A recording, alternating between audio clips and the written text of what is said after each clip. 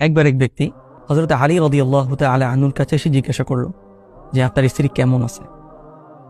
তখন আলী রাদিয়াল্লাহু তাআলা আনহু উত্তর দিলেন, তোমাকে হত্যা করা যদি আমার জন্য বৈধ হতো তাহলে আমি তরবারি দিয়ে তোমার মাথা আলাদা করে ফেলতাম। আরেকবার এক মুশরিক তার উটটিকে জবাই করে দিল।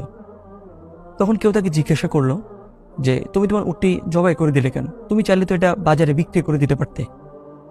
তখন মুশরিকটি বলল, দেখো, এই উটটির উপর আমার ঘরের মহিলারা বসেছে, আমি চাইলে এটা বাজারে বিক্রি করে দিতে পারি, কিন্তু তখন একজন পুরুষ এই উটের উপর বসবে, এটা আমার সহ্য হবে না, তাই আমি এই উটে রাখবো না।